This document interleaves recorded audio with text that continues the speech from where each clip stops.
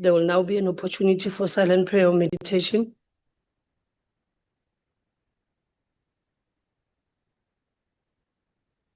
Please be seated.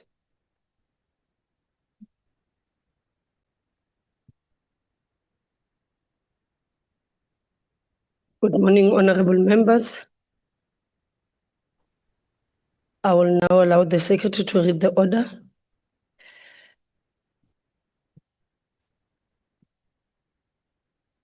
Debate on vote number 33, Human Settlements Appropriation Bill.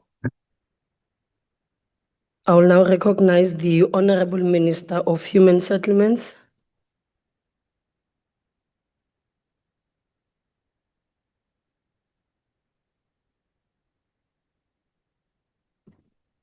Thank you very much, House Chair, Honorable Chairperson of our portfolio of human settlements, Chairperson Albert Siabi, honorable members, fellow cabinet members who may be watching, our Deputy Minister, Meta Ndima Hambeshala, members of our provincial executive, joined by some of the MEC in particular from KwaZulu-Natal. We appreciate the support, Director General, leading our technical team, Dr. Miemi and our DDGs, chairpersons of our boards, councils and entities of human settlements, and their chief executive officers. Fellow South Africans, ladies and gentlemen, good morning. Dumelang. Exactly this month, 30 years ago, this August House adopted a historic country's democratic constitution. Our constitution commits us to recognizing the injustices of the past, honoring those who fought for justice and establishing a vision for a united democratic society founded on human dignity, equality, and fundamental rights. A year later, the then Minister of Housing, Sankim Thembi Mahanyele, championed the adoption of the National Housing Act 107 of 1997. And I will quote her as she emphasized and asserted that housing development is about the availability of land, access to credit, about affordability, about economic growth, about social development, and about a better environment. I close quote. We stand on those pillars even today. Over the years, we have continued to build on that solid foundation laid by our predecessors, including Joe Slovo and others. Today, we remain steadfast and unwavering in restoring the dignity of our people through the delivery of sustainable human settlements. We continue to utilize a range of housing instruments, including social housing, affordable housing, fully subsidized housing, also known as our breaking new ground in the housing nation. Honorable Chair, as I table this budget policy statement, I'm reminded of Mama Bekile Mlambo, one of the KwaZulu-Natal 2022 flood victims. Umama Mlambo is a pensioner from Elovo, eThekwini, receiving her key to a newly built house in August 2025. She said, "I'm overcome with emotions." She reflected on the devastation caused by the floods and hardships endured by her community, and reminded us of her story of how important the restoration it is, not merely as a shelter, but as changing her life, restoring her dignity back, hope and security. We did not stop there. We continued in Konobi and we released land from the city of eThekwini, and we've started housing all our victims of floods starting from 2018, with the hope that we will conclude 500 TRUs also on the same site, just next door of Umhlanga. Kagnam Kontondao. Her story reminds us of a housing that is only dignity. Mama Mlambo is one of the many women whose life has changed and dignity has been restored to our housing programs. When we started that program, we do not do this obvious of the fact that continues to face persistent and complex and multi-layered human settlement challenges. Notably, our Stats SA estimates that of the 2.6 million of the latest census, it reveals that 84.1% of the households now resides in formal dwellings. That is up to from 73% of 2002. There is significant progress. 11.7 lives in informal dwelling. Programs which are meant to ensure that we restore the dignity through sustainable human settlements is what we manifest ourselves and our motto and theme of this budget. This we strongly believe housing is more than a shelter, as Umama Mlambo told us, but a tool for dignity, social justice, and improved quality of life. We believe in the human existence to ensure that we produce the means for subsistence of survival, he argued, and we also believe that we can engage in, for example, religion or art. They must firstly be satisfied by the material needs to have food, clothing, and shelter. Notwithstanding the challenges we have, Honorable House Chair, the availability of land, natural disasters, and lack of resources due to the shrinking fiscus, we remain resolute in achieving our targets as contained in our 2024 to 2029 MTDP. These targets for us are compulsory, not optional. They are an obligation coming from a constitution to heal the divisions of the past, to lay the foundation for a democratic, open society, to improve quality of life for all citizens, to build a united and a sustainable, prosperous South Africa. In pursuit for these objectives, we have set ourselves below the following targets: delivery of 2,878 social units, with 2,000 units fully tenanted, registration of over 20,000 title deeds, delivery of 39,000 housing units, completion of over 25,000 service stands across our programs or provinces, unblocking 195 projects with a budget, and ensuring that 11,358 first home finance subsidy applications are approved and 9,231 subsidies must be dispersed to qualifying beneficiaries. We must eradicate no less than 6,950 mud houses. We must deliver no less than 744 veteran housing units and 11,215 solar installations to ensure that energy resilience for our beneficiaries is achieved. Despite several challenges we encountered in the financial year, we are comforted by the significant strides we made in some of our programs. These include achieving 48% of our MTDP target in the delivery of title deeds. When I started, some naysayers were saying we're at 0 and we will remain at 0, but today we are at 48%. We have brought back the dignity of the people who started owning houses merely by staying in them, but also delivering their own. While progress is being made, we've also started in dealing with the unblocking of 85 stalled housing projects. We want to eradicate 8,176 uninhabitable mud houses, as I have said. While progress is also being made in changing the lives of the people through delivery of sustainable human settlement, we remain deeply concerned about the pace of housing delivery in relation to our target of 37, because we have only managed to deal with 23,027 units. And I think we must be able to close the gap. We can't allow this situation to continue. I'm pleased by the pressure that our portfolio committee always puts in ensuring that our efforts to expand the first home ownership, we've managed to deliver 10,856 units. Our target was 5,000, and the team said we will not be able to achieve it, and we committed to surpassing it.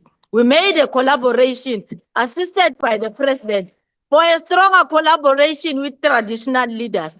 We went to KwaZulu-Natal and the Traditional Council, and we wanted to pilot the rollout of first home houses in traditional areas. Some said that is just a dream, it will not be realized, but we've already relocated and accumulating houses. We're assisted by COGTA, we're assisted by National Treasury, our project steering committees and councillor engagement. We are now saying you can own a house of your own desire with a grant of government in rural communal land.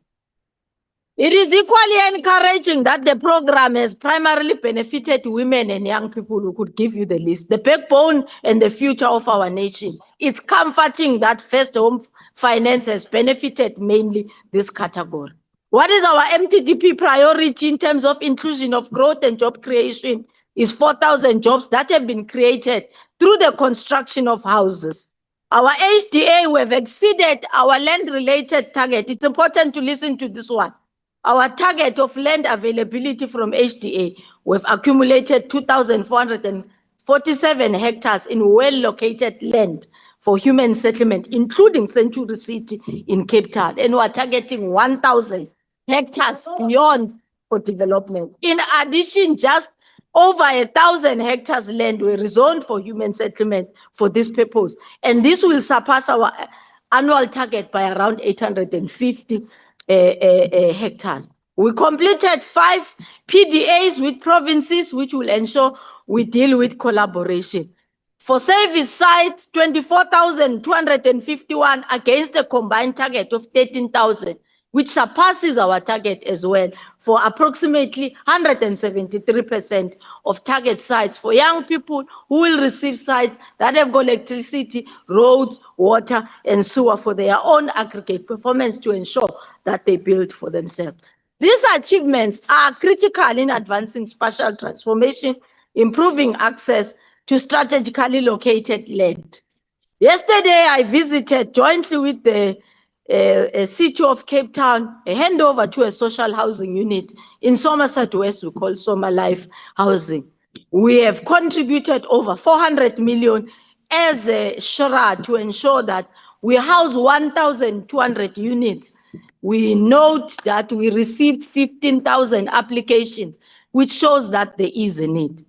Honorable Chair, just last month in Berlin, Germany, one of your projects, Goodwill Social Housing Project in the Western Cape, under SHRA, our entity, received the Project Management Association Award all the way in Germany for being one of the best social housing projects in South Africa. So we are hosting tomorrow an investment networking session to showcase the strategic parcels of land within and opportunities within our city, particularly in the city of Cape Town. We want to say we want to roll out more rental stock, we want to roll out more of BNGs, and we want to bring our people closer into the centers of town. So the 3,031 social housing units is exceeded by the budget that we have already allocated. We are nearly at about 2,800 units which were successfully tenanted. We have now moved from 75% to 80%. In this implementation of this project, we have created over 12,022 job opportunities aligned to our second priority of the 7th administration. In line with the property practitioners, we continue to make significant progress in advancing transformation, skills development, and participation of PDIs within the property sector. One learner, one property practitioner program, we have successfully placed 619 candidates, African property practitioners who are historically disadvantaged within the property industry to be the employers and host employers of choice, thus strengthening and ensuring that there is spatial balance in areas. We have also exceeded our target of women empowerment through our principalization program, supporting 1,153 women against the target of 484. The Deputy Minister will also outline quite a number of the program that she's worked with. We hosted one of the successful IPTs in February. Some of you were able to join.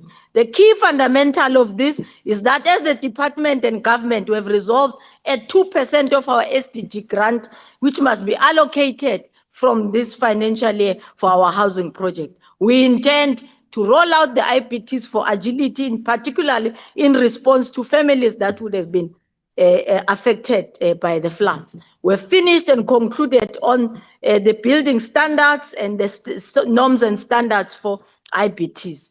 This financial year, Honorable Chair, 212 black housing projects nationally, 85 were successfully unblocked. a target of which it was below that, resulting in 1,136 units in Gauteng, Free State, Northwest KwaZulu-Natal, Mpumalanga and Limpopo being achieved. Every recovery path must identify the responsible authority, the blockage, the required intervention, and the budget implication. Honorable Speaker, rental housing tribunals are now active and functional in all the 9 provinces. We made that commitment to our portfolio committee, and we met that. No tenant or landlord should be forced inexpensive legal Honorable Minister. proceedings as part of what Honorable our Minister. pie, which we have already rolled. Can you please take a seat? There's a point of order. Honorable member, what are you raising on? Thank you, Chairperson. Is it parliamentary to have an ANC member wearing ANC regalia in parliament? Just want to check this. You can't come here branded ANC. Oh, honorable member, your job is to raise a point of order, not to address a member. Which member is wearing an ANC regalia? See, she knows. I don't see any emblem of the party there. So there's no ANC regalia. As much as this side, they can say that a member is wearing a tie that is green and black, which does not represent that there's an emblem of the MK. So we can't then take that point of order. It is not sustained. Honorable Minister, can you please continue? Thank you very much, House Chair. It is for this reason that we have drafted and published the PI Amendment Bill in the Government Gazette for public comments just for over 60 days, ending in the middle of June. And to date, we have covered KZN, Limpopo, Mpumalanga, and Western Cape. And by closing date of 16 June, we would have covered all the provinces. We wish to emphasize that the bill protects the rights of the vulnerable groups. And our target for the bill will be the August House, to reach the August House, the National Assembly, in August 2026. The reality is that we're operating under severe streams financially. But we would want to say the struggle for liberation, the fight for democracy and freedom cannot be hollow words if they are not practical to access the better food, better housing, and improve quality for the daily lives. Viva the Constitution of South Africa, viva. Thank you very much, Honorable Minister. I will now recognize the portfolio chairperson, Honorable Siabi.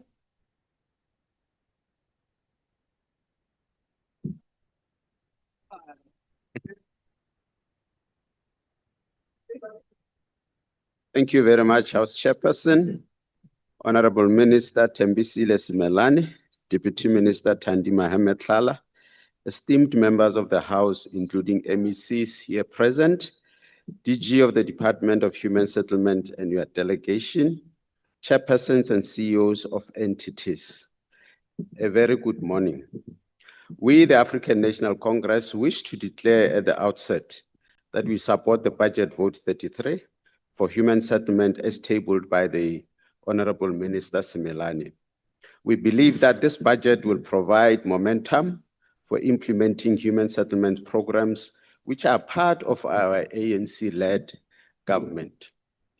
Honorable Minister, we really appreciate your hard work, acknowledge your ability to listen. Our support of this budget comes after robust debate we had in our portfolio committee, and we commend you for listening and taking the inputs of honorable members to heart. Last week, honorable members, we were in Baku, Azerbaijan, where the South African stand was one of the busiest. Delegates from the more than 176 countries visited our stand in their numbers, attracted by our exhibitions of the houses we built for our people in our country. They were shocked. They were shocked to hear that those houses are given to our people for free. To them, that is an impossibility. However, we referred them to Mandela's words that said, it seems impossible until it is done. The following are our takeaways from Bagu Call to Action: human rights and protection against forced eviction, informal settlement upgrading and development, climate resilient and integrated housing system, affordable and inclusive housing land governance, and diversified housing finance. We support this budget because it directly responds to the above. However, Minister, we would appreciate if the department can be a bit agile in order to achieve what is contained in this APP. In his State of the Nation address, President Cyril Ramaphosa highlighted the central role of human settlement in South Africa's broader developmental agenda. He positioned them as a key component of the government's large-scale infrastructure program, which aims to stimulate economic growth and improve service delivery. Within this framework, housing is recognized as a driver of both economic activity and social development, given its direct links to infrastructure, land development, and urban planning. In line with the aspiration of the Freedom Charter and the resolutions of the ANC's 55th National Conference, President Ramaphosa gave a clear directive on advancing the housing ideals set out in the Freedom Charter. He called on us to address inequality by reversing apartheid spatial planning, building housing in city centers closer to work and business opportunities, and providing serviced lands so that qualifying beneficiaries can build their own homes. To support these mandates, the department has prioritized key legislative and policy reforms aimed at strengthening governance and streamlining implementation. Critical initiatives include the establishment of a comprehensive human settlement code to standardize operational processes, as well as advancement of the prevention of illegal eviction from and unlawful occupation of land amendment bill. Collectively, these interventions seek to cap illegal land occupation and clarify intergovernmental roles and responsibilities and enhance the overall effectiveness of the National Human Settlement Program. These reforms will also enable government to utilize the district development model more effectively to prioritize land for human settlements development, provide service residential stands for individuals who are able to build for themselves, and address with greater agency the root causes contributing to blocked and unfinished housing projects. In addition, the reforms will ensure that building contractors are properly vetted before commencing construction work, and that the oversight role of construction project managers in supervising housing projects is strengthened. Over the medium term, Chairperson, the department will focus on building integrated communities, expanding access to adequate housing, improving security of tenure, upgrading informal settlement, and providing temporary shelter to people affected by disasters such as fires and floods. Funding for these interventions is provided primarily through key conditional grants, namely the Human Settlement Development Grant, the Urban Settlement Development Grant, the Informal Settlement Upgrading Partnership Grant for municipalities, and the Informal Settlement Upgrading Partnership Grant for provinces. As South Africa marks 30th anniversary of the signing of the Constitution, Section 26 remains a central guide for human settlement policy. It places an obligation on the state to ensure access to adequate housing and to take reasonable legislative and other measures within available resources. Honorable members, we just mourn in the portfolio's projected decline in terms of their budget, which declined from 33+ billion to 26+ billion. And with this decline, it will be impossible to deliver the intention. The first home finance policy aims to approve subsidies for households that do not qualify for fully subsidized housing, but cannot access formal mortgage finance. The National Housing Finance Corporation carry out this task in the next 3 years to implement this program.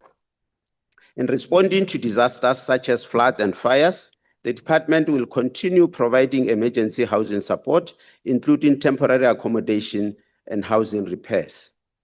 As I conclude, House Chair, the department's medium-term priorities reflect a decisive commitment to transforming South Africa's human settlement landscape in line with the Constitution, the Freedom Charter, and the developmental vision articulated by President Cyril Ramaphosa.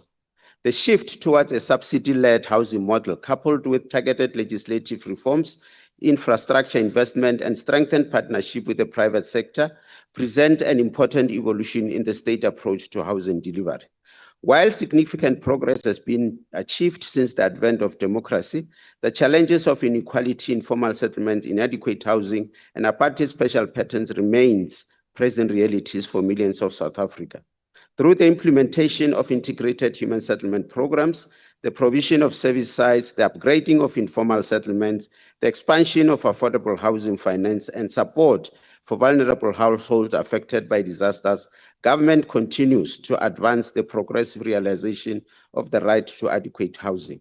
At the same time, greater emphasis on governance reforms, contractor accountability, intergovernmental coordination, and empowerment of Black-owned enterprises.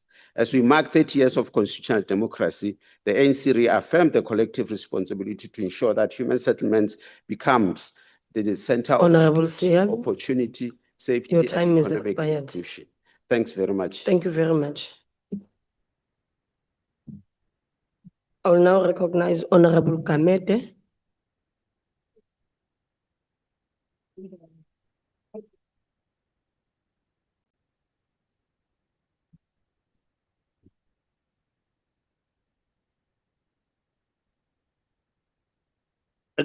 Ibe khona contestation yathaywa mqala Stan.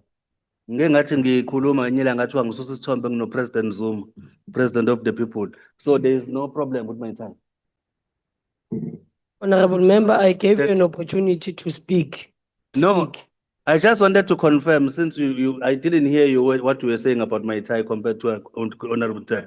But it's fine. Thank you very much. Let me greet you in the wonderful name of Umkhonto Wesizwe Party, the government of this country in waiting.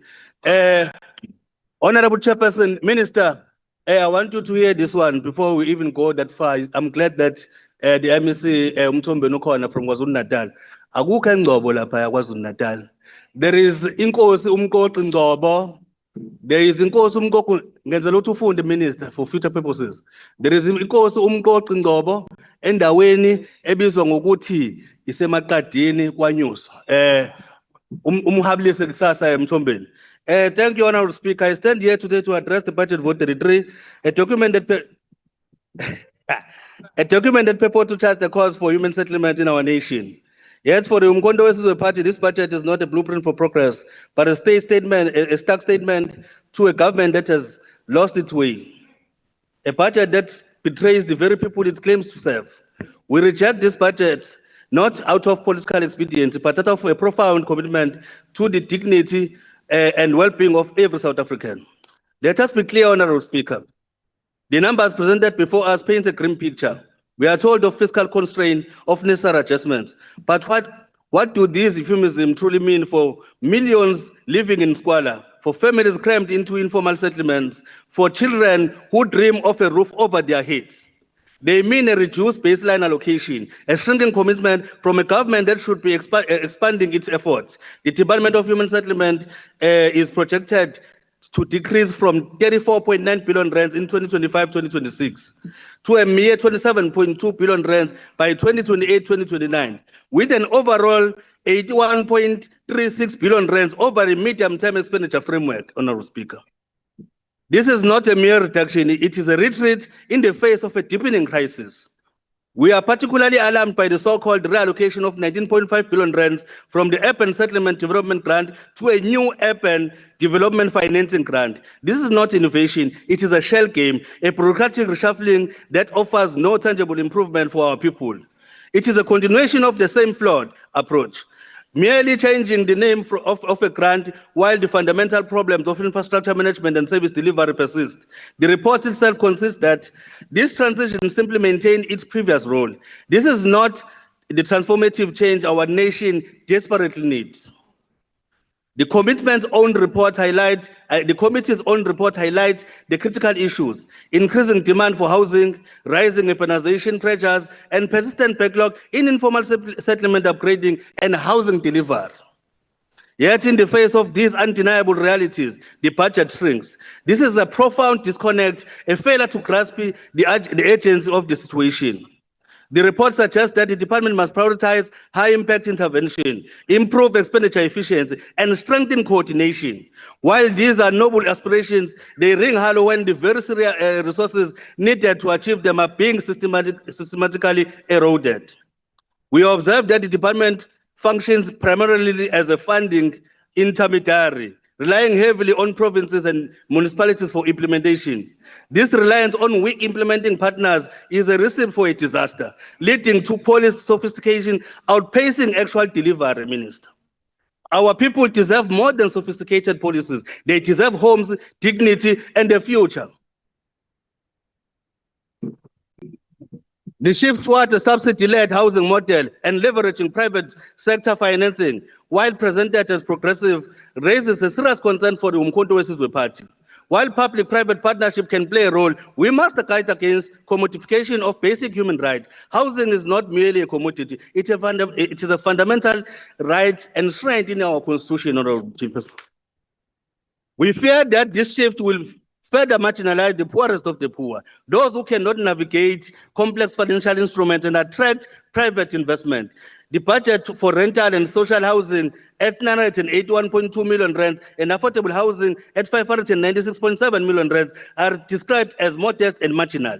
These are not allocations of a government serious about addressing the housing crisis for all its citizens.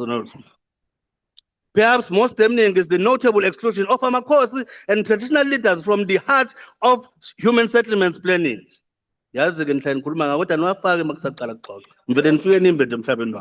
Despite clear and urgent communication on the imperative of involving our traditional authorities, this budget and department strategy continues to sideline them.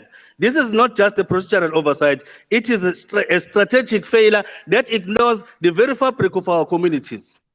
By failing to integrate Amakosi, the government is cutting itself off from the wisdom, authority, and oversight that are essential for stable and secure development, Minister. We must confront the brutal reality that housing is not an isolated issue. It is the cornerstone of our social and economic stability. Today, South Africa grapples with staggering unemployment rates that has surged to over 32%, with youth unemployment reaching a catastrophic 57%, Honorable Minister. There is a direct and undeniable link between the lack of adequate housing and this economic paralysis. When our people are relegated to the margins without a stable base, they are effectively locked out of the economy. This desperation is the breeding ground for crime. Statistics shows that housing inequality explains up to 13% of the increase in criminal offenses. By failing to provide homes, this government is effectively subsidizing the crime wave that terrorizes our communities. Without housing, there is no dignity. Without dignity, there is no work. Without work, there is no economic growth, which remains stagnant at a pathetic 0.8 to 1.2% on our ministry. The Dube hostel serves as a tragic and practical example of the consequences of this exclusion. The project was derailed and stalled because the voices of the people and their traditional leaders were not adequately centered.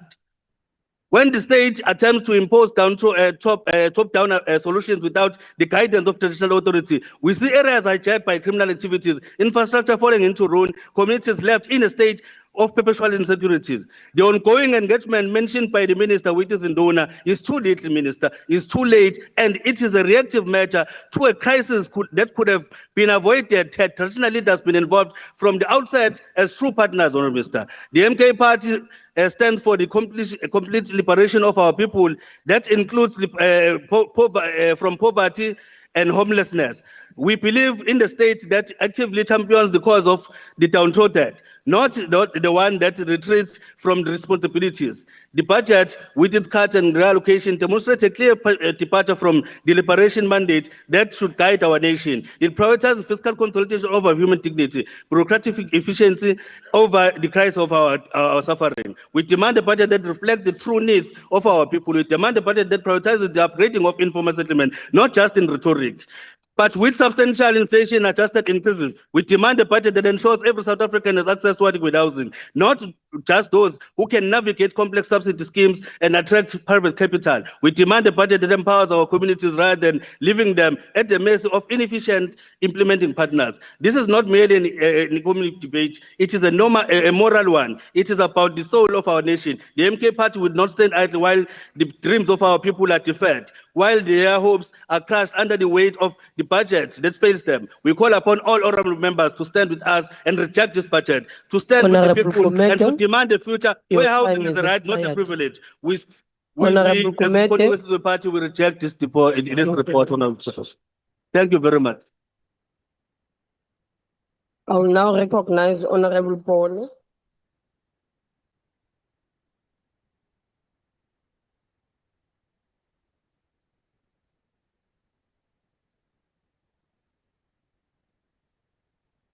Da.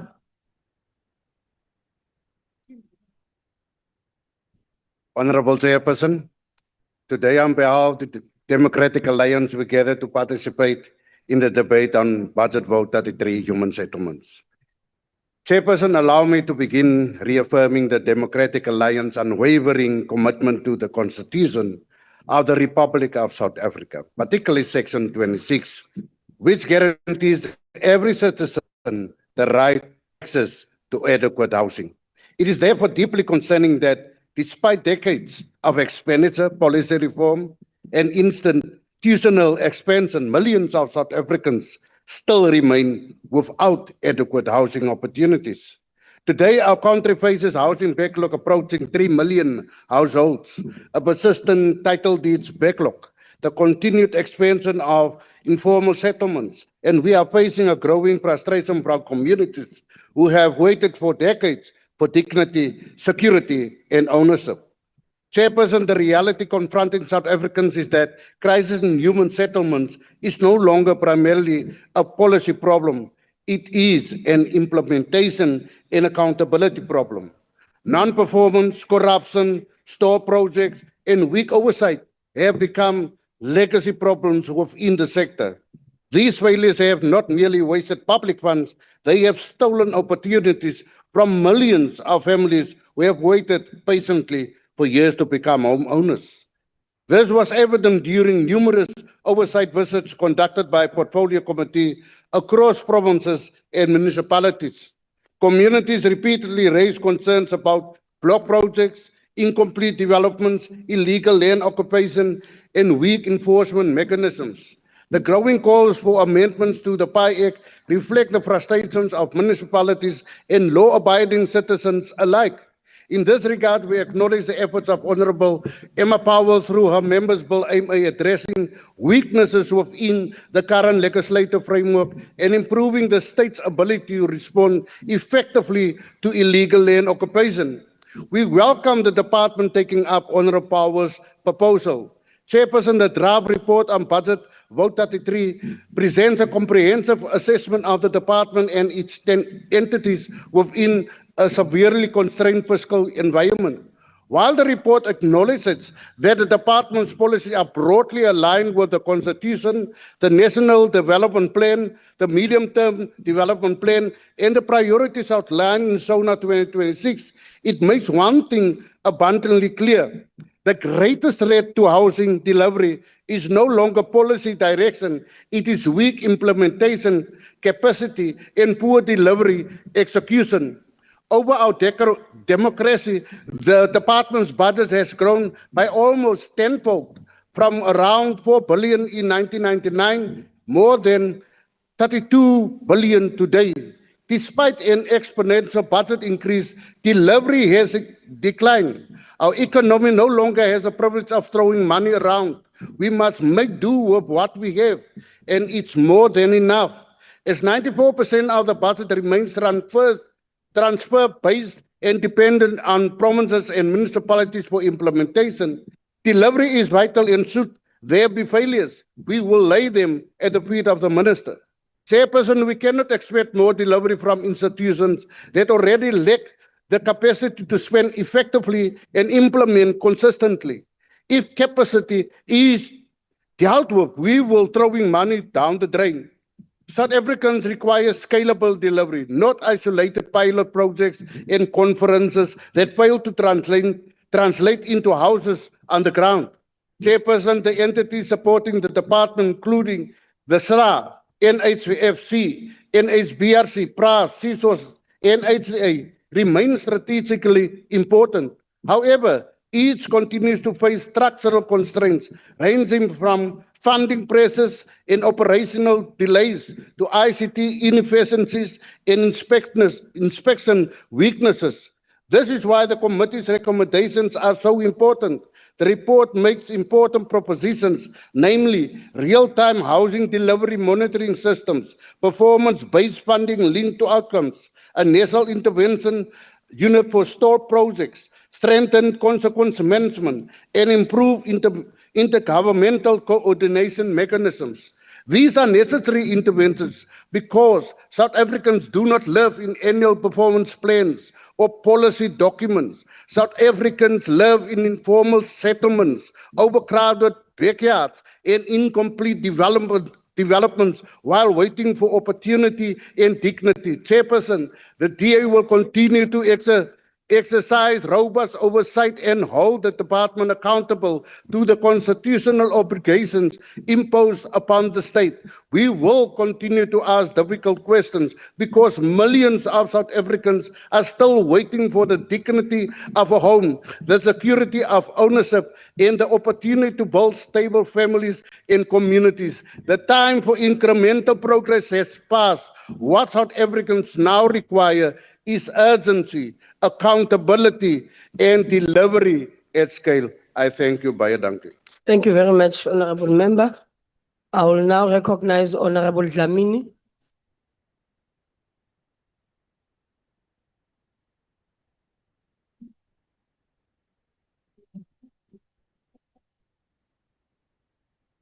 Angbonge Sihlalo, thanda ukubingelela uCommander-in-Chief and President of the EFF, President Julius Malema, bingelela ama-commissars and fighters and all ground forces. Before I begin, the DA must decide whether it's government or opposition. You can't come here and grandstand and speak as if you are in the opposition benches. It's either you come with solutions when you come here or you speak like opposition. Make up your minds. House Chairperson, the Economic Freedom Fighters rejects this budget.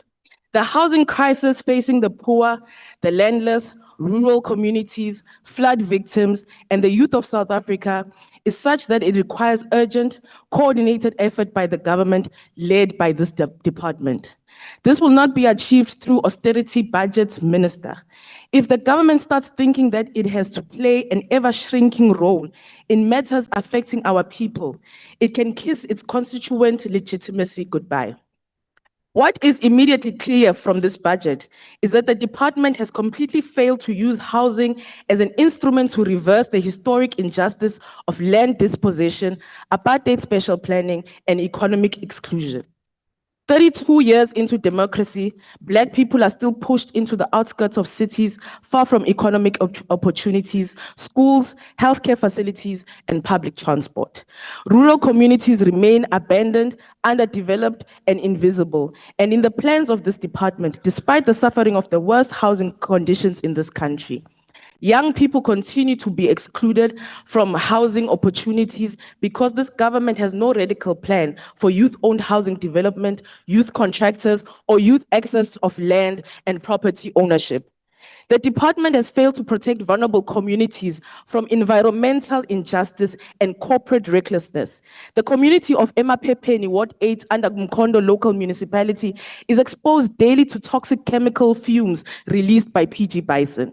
The toxic fumes are destroying roofs, window frames, and door frames through rust and corrosion. If these chemicals can destroy metal structures, they can undoubtedly destroy the lungs and health of our people, particularly children, infants, and the elderly. The existence of chemical waste dam built by PG Bison next to the community and only meters away from the N2 highway is a scandal and a direct attack on the lives of Black working class communities. The silence of the Department of Human Settlements on matters exposing its cowardice and unwillingness to protect the communities from cooperations that are sacrificing with the lives of our communities. Human settlements cannot exist where communities are poisoned daily by industrial pollution and environmental racism. The EFF further condemns the continued delays in assisting flood victims who remain trapped in temporary emergency housing accommodation years after disasters have destroyed their homes. Government cannot normalize permanent suffering for disaster victims while billions are wasted through corruption, outsourcing, and failed housing projects. The EFF notes the progressive work done under the leadership of the EFF in eThekwini Human Settlements portfolio, which demonstrates what people-centered government looks like. Under the EFF leadership, Kwamakuta hostel refurbishment projects are transforming apartheid-style hostels into dignified family housing units. The Donnelly Road project in Bluff has delivered community residential units and expanded rental stock for working-class communities. Residential community units in Umlazi T-section. Honorable members, can we please, let's not drown. No, honorable members, let us not drown the speaker on the podium, please. No, but this is your member as well. So you can't be drowning. So please, can we not drown the speaker on the podium? Honorable Takmo? Thank you very much, House Chair. I would just like to ask whether the speaker is prepared to answer a question about the promised houses that were never built by the EFF. Honorable Takmo, you do not ask the question. You request if the speaker will be able to. Honorable Dlamini, are you able to take a question? I'm busy with my speech. Thank you. And under the capable leadership of the MMC in eThekwini, the residential community units in Umlazi T-section have been completed to restore dignity for poor residents. The Conubia Phase 2A South project in Ward 103 successfully delivered and allocated 113 breaking new ground houses to flood victims. Civic infrastructure work is currently underway to ensure that more flood victims still trapped in temporary emergency accommodation can finally access proper housing. These interventions prove that when resources are placed in the hands of revolutionary leadership, delivery becomes possible. And there will be no erasure of the work of the EFF in eThekwini. However, the current funding model for hostel refurbishment continues to delay completion of critical projects and undermines the transformation of human apartheid hostel systems. The EFF therefore calls for increased allocations towards urban settlement development grant and the informal settlement upgrading partnership grant because eThekwini has consistently spent 100% of these grants over the past 5 consecutive years. The EFF further condemns the department for delaying the release of the forensic reports into the communique and broader social housing sector. Companies that benefited from the apartheid-era social housing support are now hiding behind private ownership while evicting poor Black tenants through unaffordable rental increases. Social housing has been turned into a profit-making scheme against the poor instead of being a tool for affordable urban accommodation. The department's failure to intervene against exploitative rental practices exposes its complete abandonment of the working class people. The EFF will state again that the housing is not charity. Housing is a constitutional right and a revolutionary tool for restoring dignity, land justice, and economic freedom. The EFF rejects this budget because it protects corporations, delays justice for flood victims, neglects rural communities, excludes young people, and fails to fundamentally transform apartheid special injustice. The EFF demands radical investment in quality public housing, rural development, environmental justice, youth participation. The EFF rejects this budget vote. Thank you, honorable member. I will now It's not a new recognize thing, Mbali. Honorable- We know you were going to reject. Honorable Piri, you are not recognized. Can you please do not unmute? If you do that again, I will ask IT to remove you from the platform. Honorable Ngobese?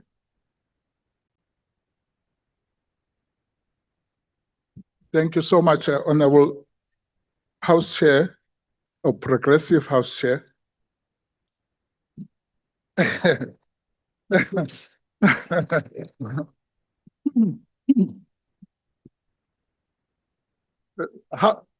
Housing plays an essential role in shaping citizens' quality of life. The environment we live in determines what schools we go to, our access to clinics, the job opportunities available to us, and everything in between. The IFP welcomes this debate on Budget Vote 33 as an opportunity to enhance the quality of housing across the country. We welcome this department's commitment to creating an equitable national housing landscape. We are pleased that this has been translated into the budget allocation by granting the largest portion of funds to Program 2, which revolves around housing subsidies and land development. This indicates significant commitment to enhancing the quality of human settlement across the country.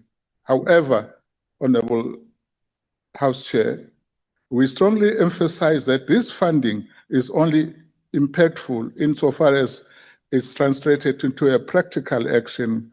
Consequently, we note with concern the lack of details surrounding the informal settlement upgrades.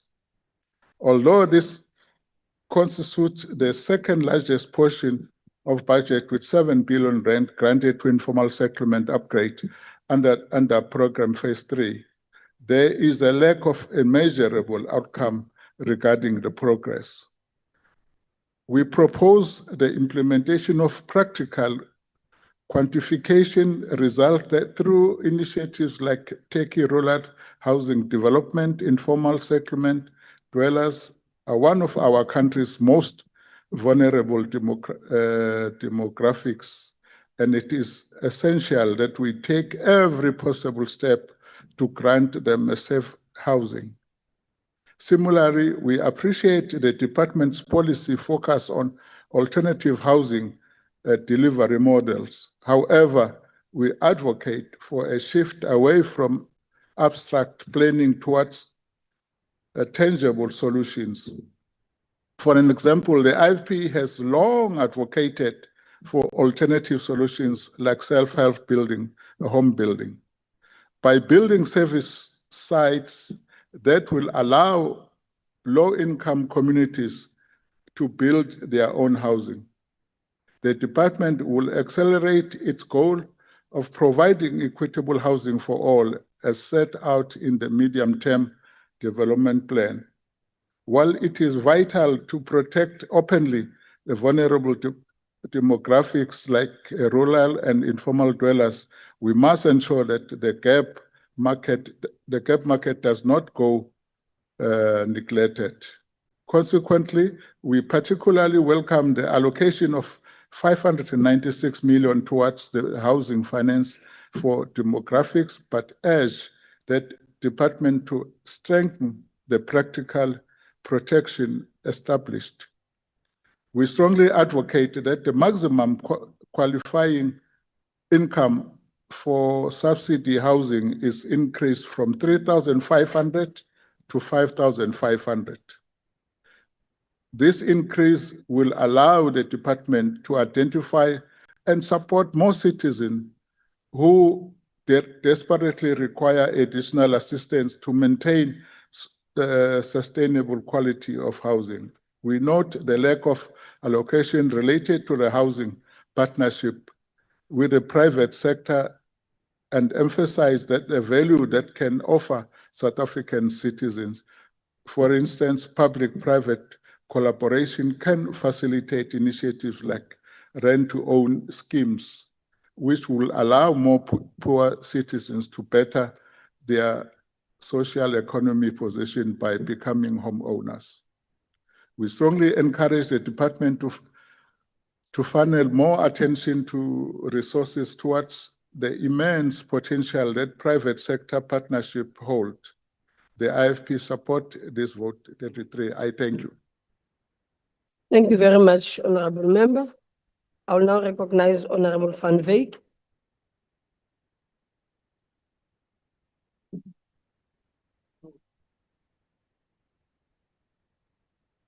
Greetings, Chairperson.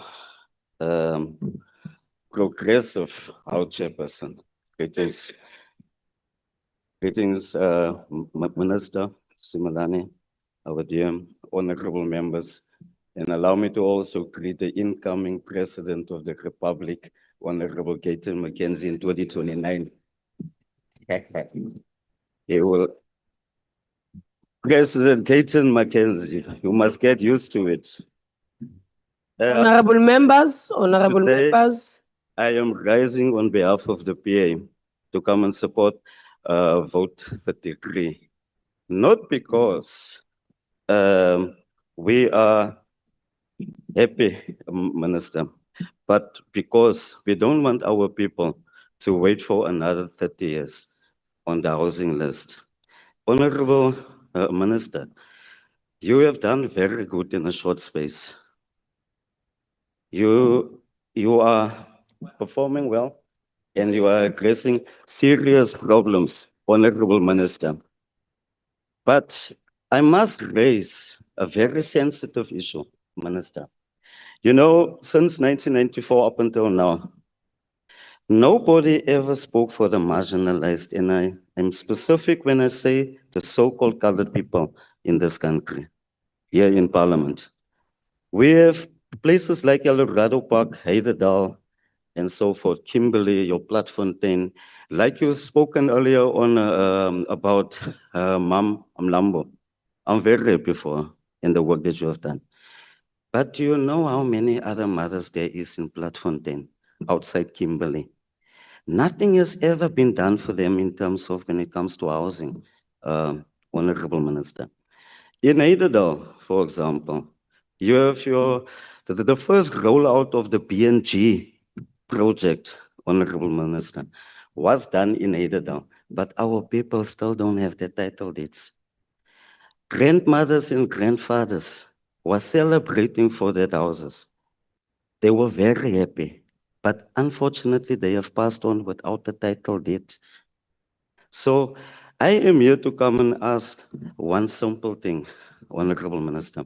If you can also just zoom in so-called colored communities, when it comes to title deeds, more housing, and also when you look at the contractors that is appointed to build houses, so-called colored contractors don't get opportunity, Minister.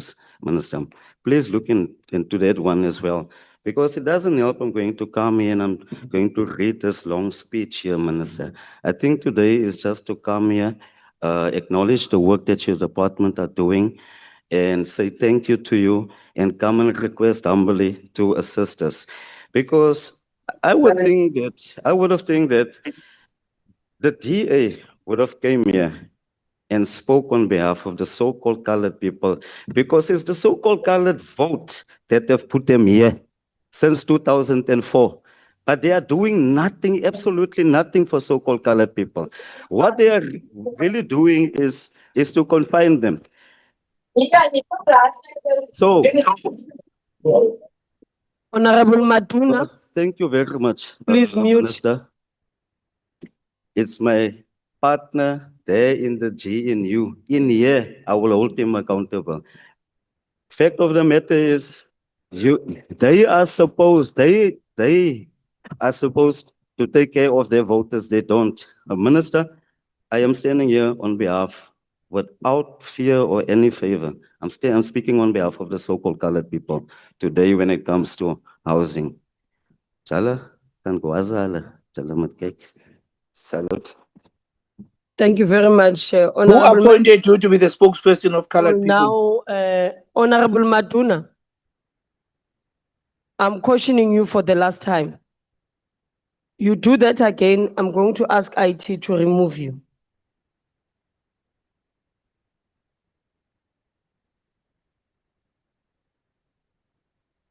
I will now recognize Honorable Van Staden.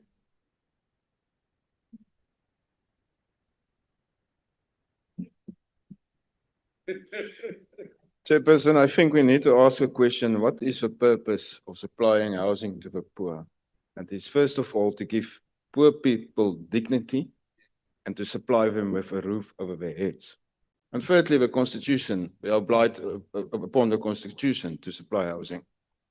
But illegal land occupation, as well as the misuse of subsidized housing, including the unlawful sale and rental of RDP houses, remains a long-standing problem, dating back to the early years as early of democracy in 1994.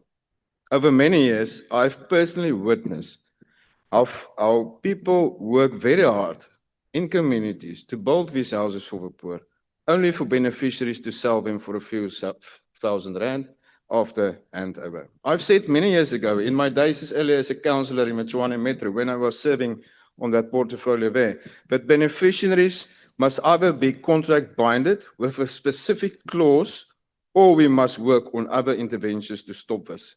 A house cannot simply be sold for a few thousand rands or a case of beer after it was handed over to his people. Earlier this month, the MEC for Human Settlements in KwaZulu-Natal revealed the existence of an alleged criminal syndicate linked to the illegal sale of RDP houses.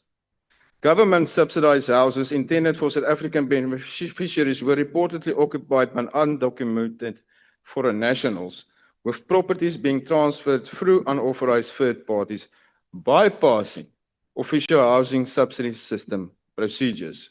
Furthermore, extensive fraud linked to the flood disaster relief fund has also been uncovered. Now, complaints from communities across various municipalities about being unlawfully removed from housing waiting lists. It's not a new phenomenon, but they remain a serious and widespread issue. It is time for decisive action regarding this. Officials implicated in these practices must be held accountable, arrested, charged, and brought to justice. Measures should also be enforced on provinces and municipalities to completely stop these sort of practices. This is an ongoing problem, and I've seen it many years. For many years, I've seen this. But beneficiaries are on a waiting list for 10, 20 years. He's on the top of the list. He's next to be hand over a house, and someone in front come in front and take that house because a certain official in a municipality or a province helped that person to bypass that waiting list. And this needs serious attention for once and for all. Chairperson, the overall reduction in the budget allocation compared to the previous financial year, together with the reallocation of funds, has resulted in a decrease in the department's baseline funding, despite the significant and growing demand in our housing sector. The continued expansion of informal settlements across the country remain a serious problem. In addition, housing projects that are stalled or left incomplete further exacerbate this crisis. The committee's observation regarding the persistent challenges in coordination between national, provincial, and municipal spheres of government is 100% accurate. Weak planning and limited institutional capacity continue to undermine the effectiveness of the Human Settlements Program. I thank you, House Chairperson. Thank you very much, Honorable Member. I will now recognize Honorable Kobe.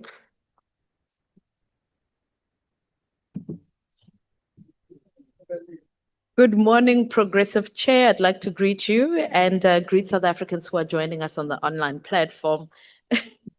Yes, Progressive Chair, she was called earlier. Honorable House Chair, across our country, families continue to live in overcrowded informal settlements, backyard structures, and unsafe conditions while waiting years and sometimes decades for decent housing. Every election cycle, they hear promises. Every budget cycle, they hear commitments, yet many are still waiting.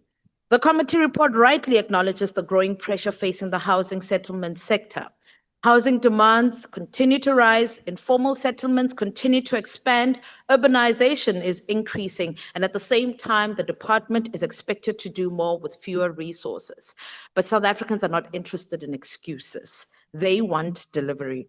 What concerns Action SA is that many of the challenges that are identified in this very report are not new. They're still talking about block projects, delayed development, weak coordination between spheres of government, illegal land occupation, and governance failures within entities. These issues have appeared report after report, yet communities continue to bear the consequences. The people of South Africa are not experiencing housing through strategic plans and annual performance targets. They experience it through leaking leaking roofs, unsafe structures, broken sanitation systems, and years of spending time on waiting lists with no communication from this government. As Action SA, we believe that housing delivery must place people right at the center. We must release well-located state-owned land for development. We must accelerate title deed transfers so that beneficiaries become true property owners. We must support affordable rental housing and create opportunities for families who earn too much to qualify for government housing, but too little to access traditional housing finance. Most importantly, government must stop measuring success by budget spent and start measuring it by the outcomes that are delivered. For example, how many families have received title deeds? How many block projects have been completed? How many informal settlements were upgraded? And how many young people, particularly women-owned businesses, have participated meaningfully in housing projects? These are the questions that communities are asking.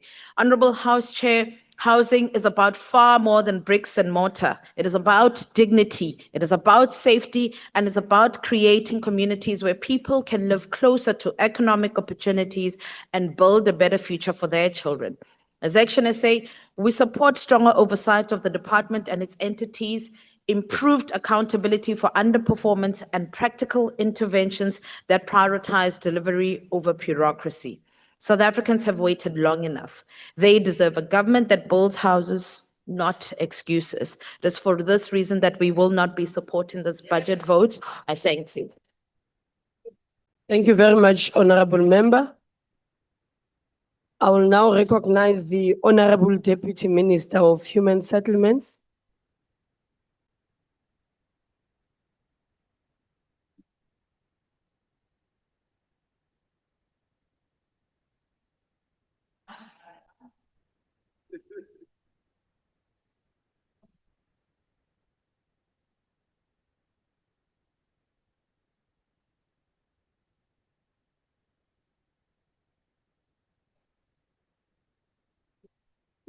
Thank you very much, Honorable House Chairperson. Honorable Minister of Human Settlements, Ms. Thembisi Melane, the DG of the Human Settlements Department, Dr. Alec Muemi, members of the Executive Council from different provinces, the House Chairperson, Honorable Albert Siabi, members of the Portfolio Committee on Human Settlements, and honorable members of Parliament, fellow South Africans, Mandini Bulise Ngalenji Kalanga. Honorable House Chairperson, today as we gather beneath the democratic mantle of this august House, South Africa marks 30 years since the adoption of our democratic constitution, 50 years since historic Soweto Youth Uprising of 1976, and 70 years since the historic Women's March of 1956. These defining milestones remind us that the struggle for freedom has always been inseparable from the struggle for dignity, land, shelter, and inclusion. Human settlements, therefore, remains one of the most powerful instruments of social and economic transformation, through which government continues to dismantle apartheid's partial patterns, expand access to opportunity, and empower women, youth, and emerging enterprises to participate meaningfully in rebuilding our nation. At its core, the work of human settlements is about reversing the legacy of exclusion and inequality imposed by apartheid. It is about ensuring that poor and working class communities are no longer pushed to the margins of development, but are integrated in the centers of opportunity, economic participation, and democratic life. Honorable members, as we debate Budget Vote 33, our hearts remain with the families affected by devastating floods and severe weather conditions across parts of our country, particularly in the Western Cape. It would be remiss of me, Honorable Chairperson, not to place on record our appreciation to the officials of the National Department of Human Settlements who acted with agency and compassion, cutting through bureaucratic delays to bring relief to affected communities. We equally extend our gratitude to the gift of the givers for their continued humanitarian support through the provision of hot meals, blankets, clothing for vulnerable households, etc. These disasters are a stark reminder that climate change is no longer a distant threat. It is a lived reality, confronting poor and vulnerable communities every day. Through the emergency housing program, we continue to provide temporary accommodation, relocation support, and the restoration of damaged structures beyond emergency response. However, our responsibility is to build climate-resilient human settlements capable to withstand future disasters and protecting dignity of our people. Through the innovative building technology, the Department of Human Settlements is embracing faster, safer, and more sustainable methods of construction. The recent Innovative Building Technologies Summit confirmed that these technologies are no longer experimental alternatives, but a necessary component of modern housing delivery. Government is now institutionalizing these technologies within the mainstream human settlements program to accelerate delivery, strengthen disaster response capability, support localization, and create economic opportunities for women, youth, and emerging enterprises. The value of these technologies has already been demonstrated in practice.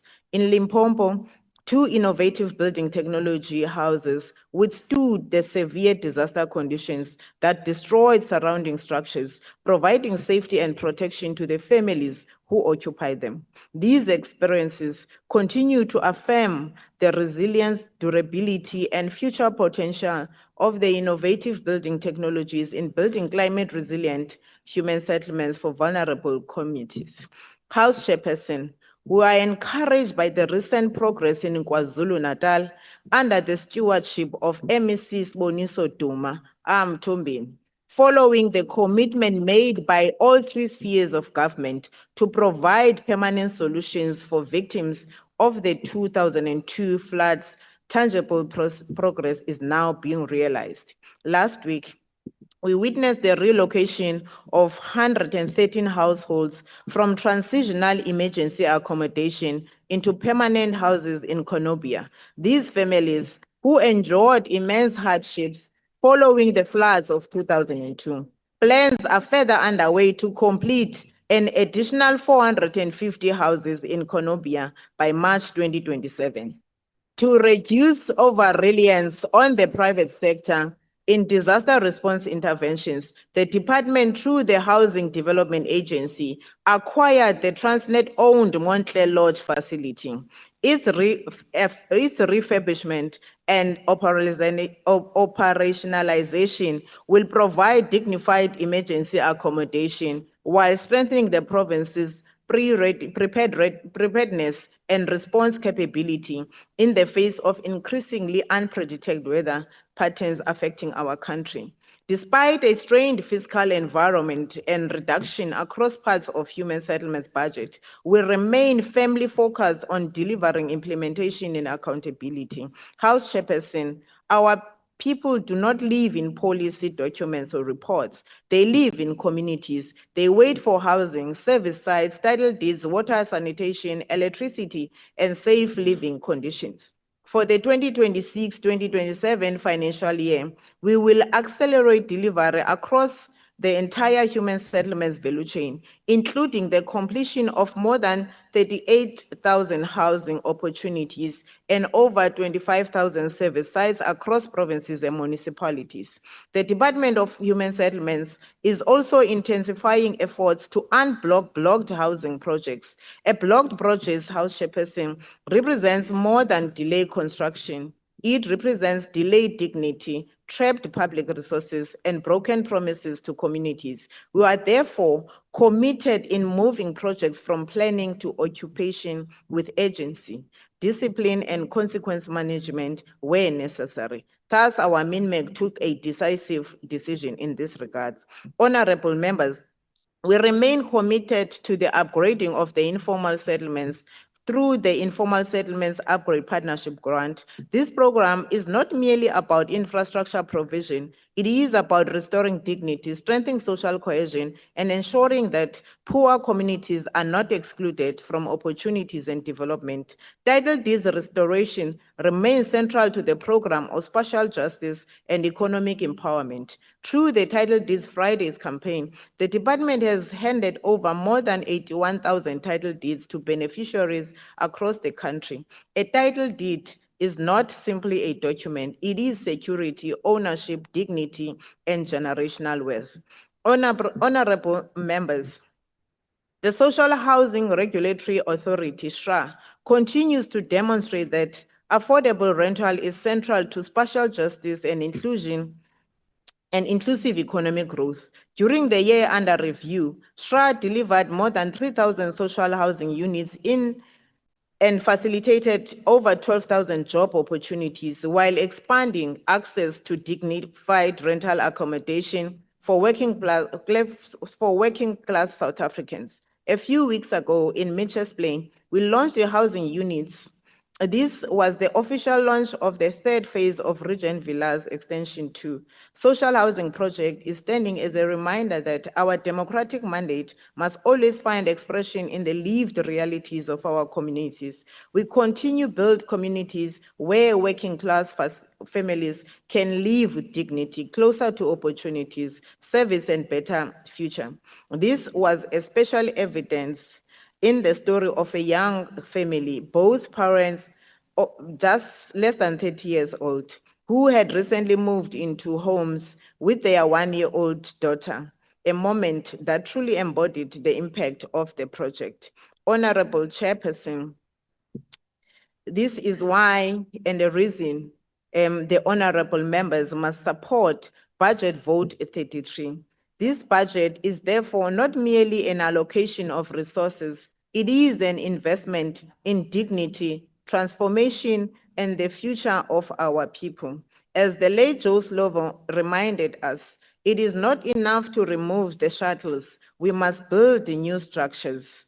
And therefore, the struggle for housing justice has always been deeply political. It is about restoring humanity to those who apartheid sought to dispossess and marginalize. It is about affirming that the children of the poor deserve safe, dignified, and ownership and hope. Thank you very much, Honorable House Chairperson. Thank you. The next speaker will be the Honorable Kiha Ilwe.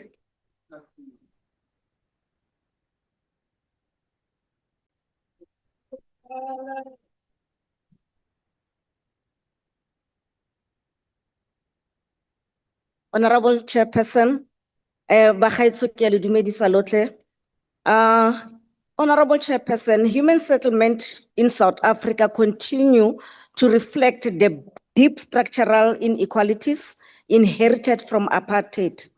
Although approximately 83% of households in metropolitan areas lives in formal housing, more than 5 million people still reside in informal settlement, where communities face overcrowding, service delivery backlog, unemployment, and growing vulnerability to climate-related disasters, such as the recent floods experienced across several provinces. The national housing backlog remains estimated at nearly 3 million units, driven by rapid urbanization, population growth, and fiscal constraints. In pursuit of their constitutional right to adequate housing and sustainable human settlement, government has developed a range of policies and programs over the years. The comprehensive plan for the development of sustainable human settlement, approved in 2004, together with revised housing code of 2009, shifted the focus from simply providing shelter to building sustainable communities and supporting a functional residential property market. The housing code expanded access to housing opportunities and basic services for low-income households, while promoting improved quality location and ownership options. In addition, Chapter 8 of the National Development Plan provides for a long-term framework for achieving sustainable human settlement by 2030. Chairperson, the ANC-led government continues to address the legacy of apartheid spatial planning, which deliberately excluded Black South African Lunaba MK from economic centers and confined many communities to underdeveloped peripheral areas.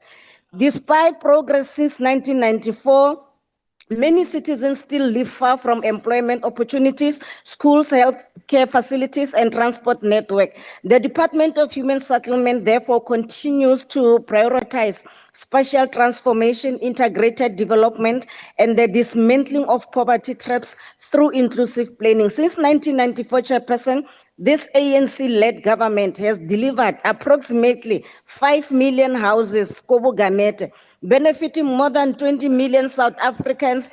Importantly, the focus has evolved from simply building houses to creating integrated and economically viable communities where people can live. Mbali.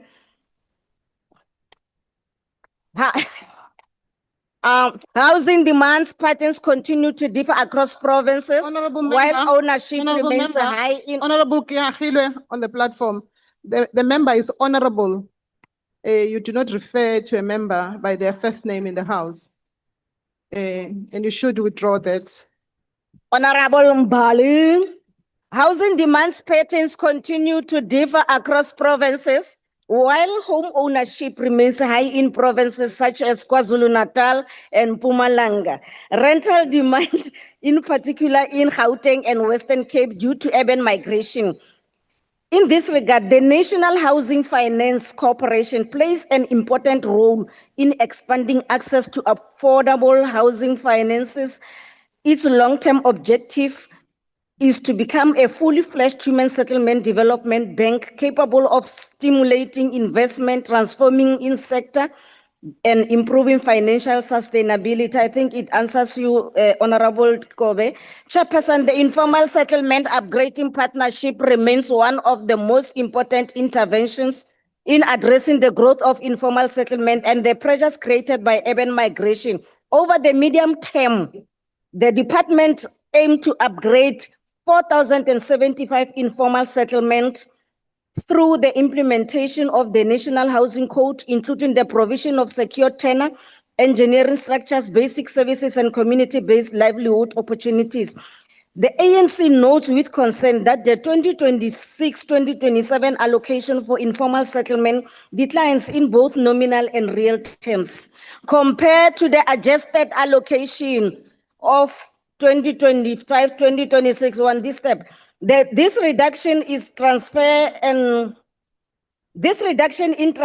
subsidies to municipalities and provinces comes at a time when the demand for informal settlement upgrading continue to increase. Honorable members, the National Home Builders Registration Council continue to play a critical role in protecting housing consumers through the regulation of the home building industry and the administration of the warranty fund. Unfortunately, your time has expired. Thank you. ANC support the vote.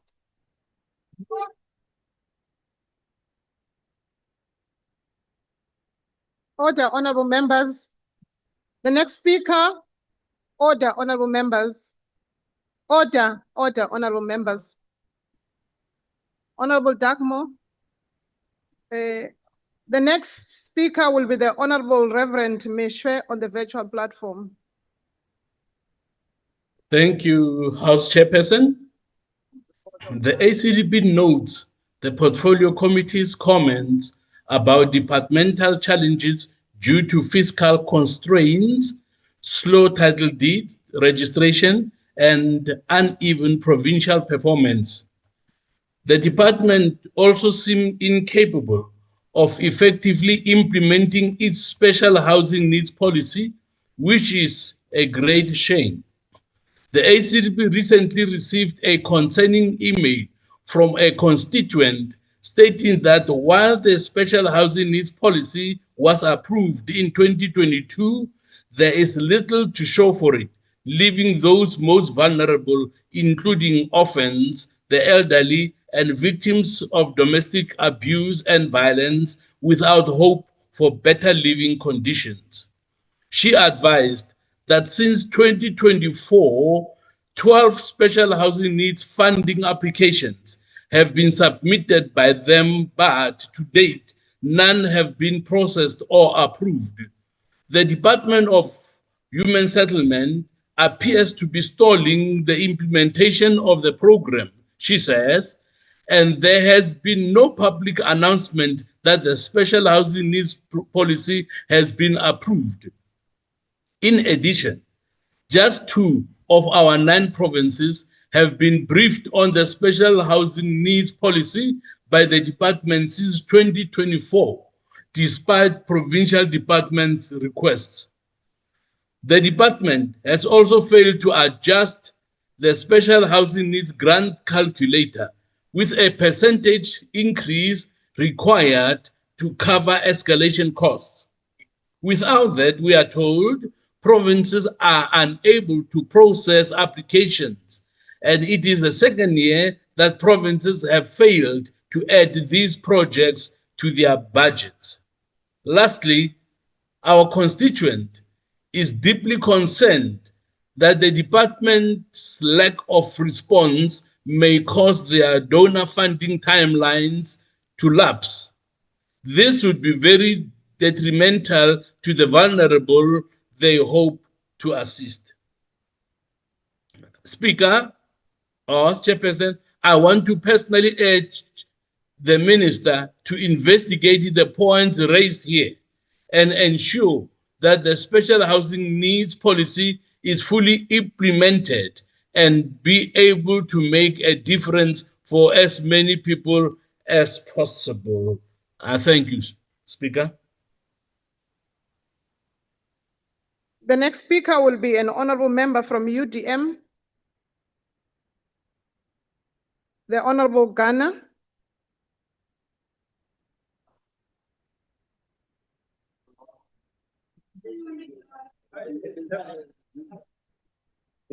Ken, I'm so much told.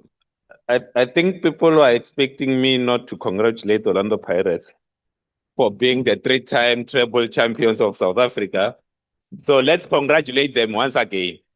As long as we have a platform, we'll continue to congratulate Orlando Pirates. Minister, South Africa does not have a housing crisis because we lack land as a country.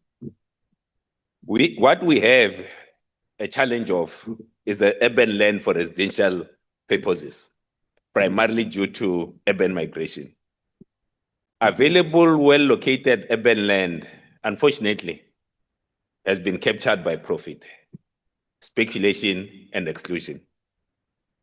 Today, land in our urban centers has become so expensive that ordinary South Africans are locked out of the cities they build with their labor every day. And while families are squeezed into overcrowded informal settlements, rental prices continue to spiral out of control. This is our current reality. And this department and this budget, Minister, must ensure that its grants is not only for homes being built, but also the reversal of our apartheid geography. The biggest injustice facing poor and working class people today is not only homelessness, it is displacement. Human settlements cannot simply mean houses on the outskirts of cities with no clinics, no transport, no safety, no economic opportunity, because that is not dignity. That is special apartheid wearing a democratic mask. As Rise Mzansi, we believe that public land in our cities must be released for affordable housing. We need mixed income communities close to economic opportunities. We need dignified urban settlements with water, sanitation, electricity, clinics, schools, parks, and reliable transport. This department, as I said, has got a mandate to undo special apartheid and to give effect to the constitutional duty to ensure that everyone has got access to a safe home. And a key way that this department needs to do is to actually relook at how the HSDG and the USDG grants are being used to address the rapid migration into urban centers. The unsustainable state of our cities also makes the role of SHRA more important than ever. SHRA has unfortunately become a toothless dog that promotes the interests of private social housing institutions over that of vulnerable people meant to benefit from social housing. And grants recipients are being left without electricity, and our elderly are subjected to inhumane rules in government-supported social housing. So that's what we want this department to address. Once and always. On the 23rd, we support, not today. Order, honorable member. We now invite the honorable member from Bosa, the honorable member from ATM, honorable member from Al Jamaa, honorable member from NCC, honorable member from UAT, honorable member from PAC, honorable member from Good. The next speaker will be the honorable PT.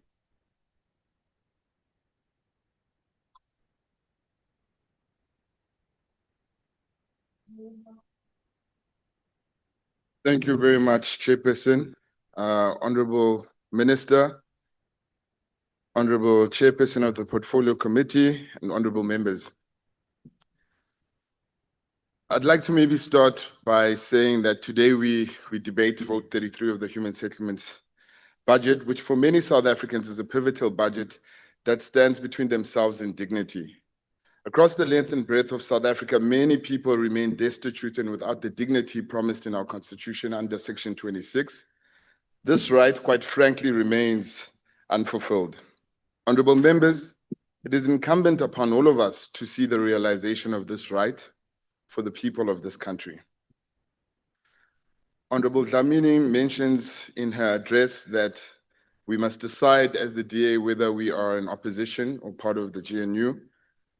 We will remain a critical party that will speak against what we see being done wrong until there's actually an opposition in this parliament that can actually fill the shoes of the DA. Chimamanda Ngozi speaks about a single story and its dangers. Today, we have heard various stories from a number of members of this House who have spoken on this platform, stories of great progress, targets being met, progress that is still seemingly on the way. Simultaneously, while hearing these stories, are the millions of stories of South Africans who remain out of this conversation, who remain unrepresented, uncaptured, and who remain unseen by the very stories that we speak of today. The jargon thrown around in these debates leaves us in this room feeling better, laughing, applauding, but forgetting the many of millions of South Africans who remain outside of these very stories that we hear. This democracy is not alive for them. We nod, we clap, we joke, but the truth of the matter is there's millions of South Africans whose stories still have not found expression in this House. The National Department of Human Settlements is the main vehicle of the resource for the delivery of integrated, sustainable human settlements nationwide, and it is incumbent upon this department to prioritize the dignity of South Africans who continue to suffer the indignity and the brutality of lack of shelter. We cannot legislate the problems we have away as a country and as this department. And so I'd like to say thank you to the Honorable Minister for taking a brave step of amending the PI Act, which is a deeply, deeply, deeply needed action by the Department of Human Settlements. We are seeing a very dangerous behavior in our country of people taking land and occupying hijacked buildings illegally. And this is speaking to what we are clearly seeing of the slow delivery of housing throughout the many years of our country. We also are concerned about the selling of BNG houses. Minister, we note that many South Africans who are beneficiaries of these houses are selling them and moving back to informal settlements. This is not solving the problem, but creating a further problem in our country. We continue to be worried that informal settlements are growing at a rapid rate in our country. This is something that should all concern us. Though the government is delivering free housing, we are seeing that the problem of informal settlements continues to grow. This is a huge concern. While we sit in this house, we need to be mindful that many South Africans continue to wait for housing, for the housing list to be made digitized. That is an issue, Minister, that was tabled in the 6th administration. It continues to be a problem in the 7th administration. We call on your department to please prioritize the fast pace of the digitization of the housing list. We also ask that the title deeds be expedited as much as possible, because the title deed does speak to the dignity of South Africans and of the people of this country. We continue to be worried about lifestyle audits, which the DA has asked for to be given for housing inspectors who continue to receive back-ended payments for approving low-quality housing and housing that does not meet the standard of our country. And so these lifestyle audits remain fundamentally important to ensure that the housing that South Africans are offered through social housing, through breaking new ground housing, is of quality and of the dignity that South Africans deserve.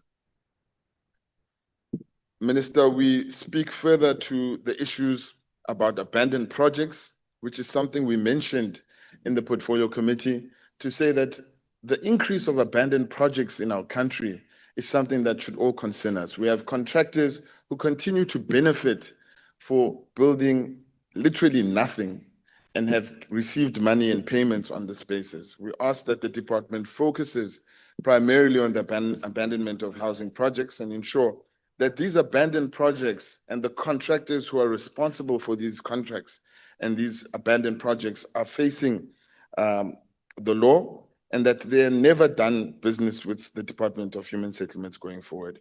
We remain concerned about the legal fees that are used up by the entities. There's far too many legal fees being spent by the entities, and we remain concerned about that. We also would like to ask the minister to be careful about predecessors who continue to have hands in these entities, who continue to have hands in which they continue to benefit. And in time, we will expose these particular individuals who continue to benefit through the entities. We know who they are, and we want them to be exposed. Minister, I would also ask that you please give us an update on the National Housing Finance, the NHFC. This is an important entity for our country as it pertains to social housing. This is something that South Africans deserve to know what the department is going to do about the suspended CEO. We also ask that we expedite the knowledge and the information related to the National Housing Finance, because this is a fundamentally important intervention in being able to link social housing to those who are unable to afford bonds as it pertains to banks. That particular intervention is fundamentally important to young and up-and-coming homeowners in this country. I thank you. The next speaker will be the Honorable Jitebe.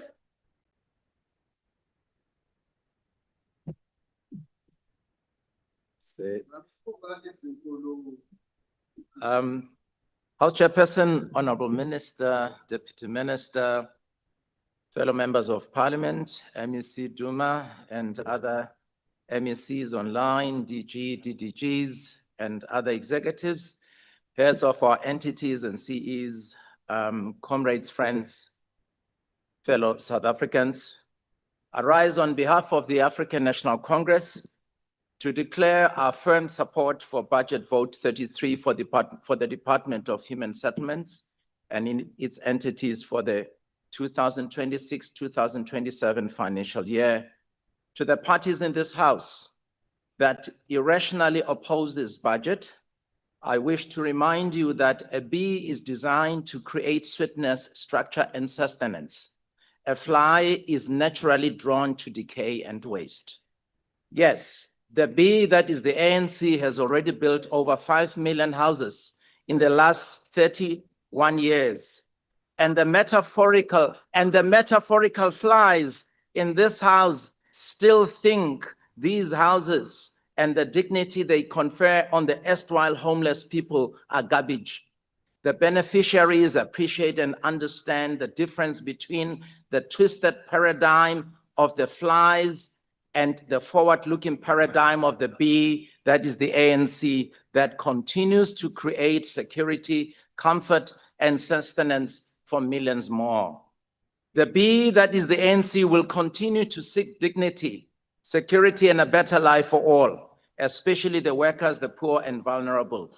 The ANC's 2024 election manifesto further commits us to building a capable developmental state, accelerating inclusive growth, reducing poverty, and expanding the social wage through universal access to quality services, including housing.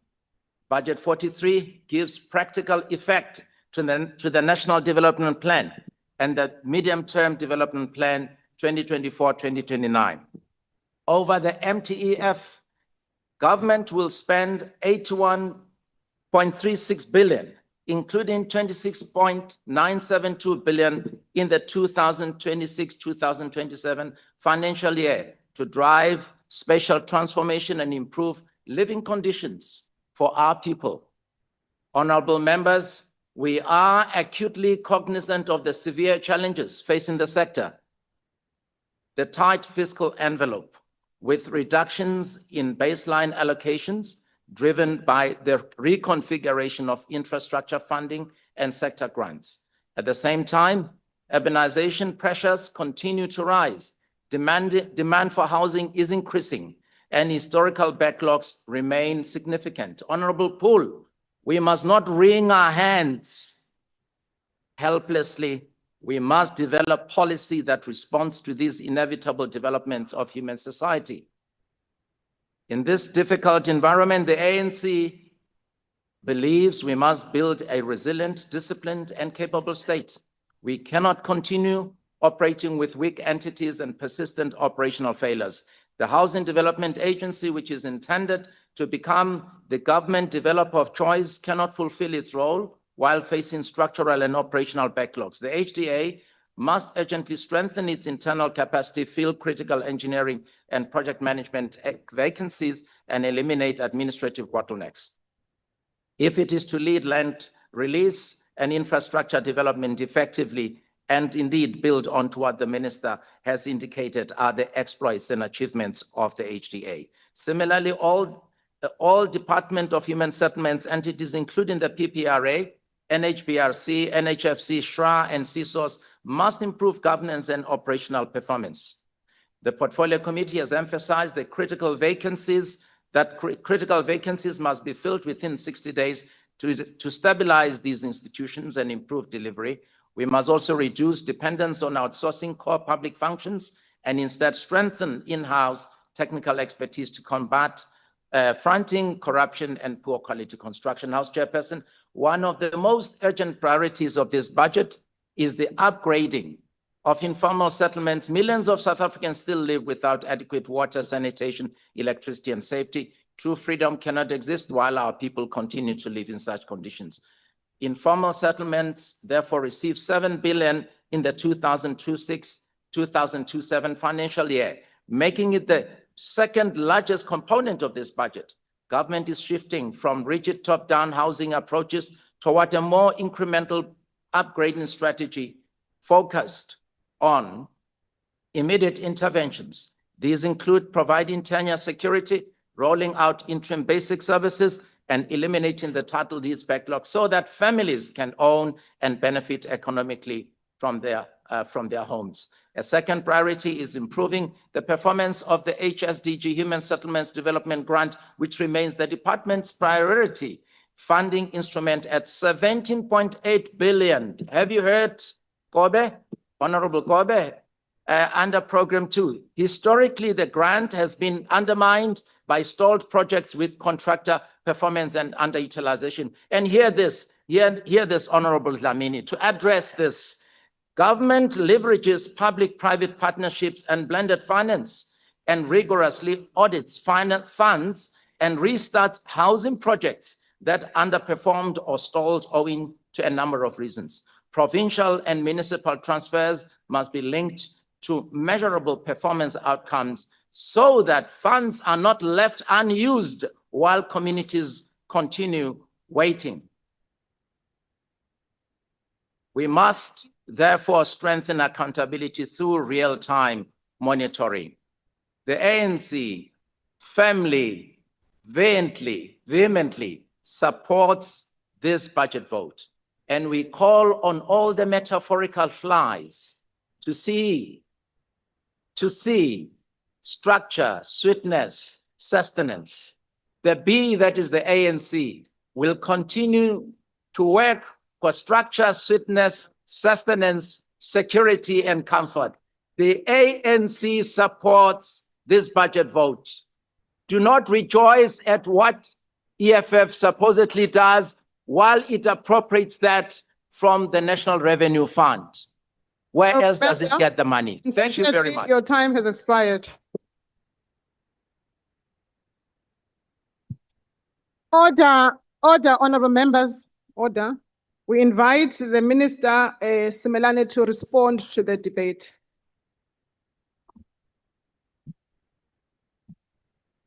Thank you very much, House Chair. Populism without facts can humiliate and embarrass members sometimes. Honorable Gamet, Inkosi Ngobo Mlamun, Traditional Council, Ozwatin, Endwedwe, Elembe District is in partnership with the Department of Human Settlement to NFHC to build houses for khona lapho. Exactly. Inkosi Ngobo. Yes. So you can't say because Ngobo is called the way I'm calling him, the project does not exist. I'm talking about NFHC partnership where houses in a grant between 3,500 to 22,000 is given to poor people in South Africa in the gap market to build houses that they desire in rural areas. It's very easy to not understand government when you have never governed. Grants are conditional. When you are given a grant, it has got its own conditions. You can call it trading services. You can call it ISOP. MKP, when you have learned to lead, you will know how are grants managed. Honorable Dlamini, claim no easy victories. America Cabral. Disaster grant is allocated to national. It's a condition. EFF can never respond on disaster issues in any metro. It can only be national government. Claim no easy victories. Claim no easy victories. The same as the EFF MMC who was removed and Iguruleni who was unable. Honorable members. Although heckling is allowed, but howling is definitely not allowed. So don't howl at the speaker and also don't drown at the speaker. Can I also warn the honorable members of your gestures? Those gestures are not allowed. They're unparliamentary. Continue, Honorable Minister. I'm saying much as the Honorable MMC of Eguruleni of Human Settlement under the EFF was removed because of no performance, we also have placed an Honorable MMC who have just delivered no less than 900 units in a Benoni close to the station to make sure that social housing is continuing. NHBRC, you don't even know your units. I'm so amazed. NHBRC has got a youth development program running in a colored area in Tukomseras, my brother. I will take you there. We're training young people through our development, and we've chosen in the Western and the colored area, which has been neglected. About 4 projects of social housing and PNG have already been handed over. We will talk about that. But also, just last week, the DM here in Mitchell's Plain, in a project of Regent Villa, handed over no less than 400 units to coloreds in the Western Cape. So yes, we have got challenges and shortages, but there's no automatic neglect because you are colored. I appreciate the points that we have made, but we'll also make sure we deal with service sites, Babungobes. And we have also reported, for example, in this that we have delivered 13,995 to ensure that we enhance that self-help project. Makobe, you wouldn't have had me, Wanakorai, because of Mashad. 12 projects were identified as blocked, 85 have been dealt with. 13,900, I was giving figures. I was not talking APP. I was giving figures of deliver that has been made by the first home. Instead of 5,000, we delivered 10,856. That's a figure. Those are families. You know, I don't know. Honorable Mpiti, I agree with you. Quite a number of the issues that you have raised. And we'll keep on discussing. But the digitization, we've already signed the contract with SITA, with Minister Malat, to roll out and ensure that one, there are pages which tells you who received their houses and who are they, but also to break down the 3 million that we say is in the waiting list so that me and you and anybody else could be able to monitor. The ruling from the grave, I can't comment about it. I'm not sure about it. You'll give me more facts. But the CEO, there will also be progress. A report from National Treasury is one of the issues we have raised, have officially been received. And that allows us to start and roll out the disciplinary hearing, which has already happened. What is of importance here in supporting this budget beyond and further is to ensure that the resources that have been allocated are utilized appropriately for the building of houses at the BNG level, for ensuring that all our entities are able to roll out. Honorable Zamin, in the trip and the budget, money that you took to Brazil to educate you about housing and its development. It's the very same budget today that you do not want to support. In future, when the budget you don't support, it must not give you the capacity and training. You would have not supported Honourable it Minister, anyway. Thank you. Unfortunately, your time has expired.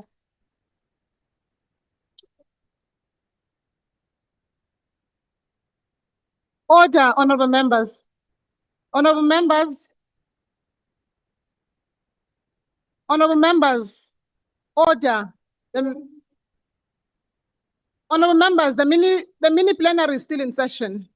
You'll take those conversations outside the session. Honourable members, you are reminded that there is a physical sitting in the House that is scheduled for 3 o'clock at the Dome. That concludes the debate and the business for this mini plenary session. The mini plenary session will now rise.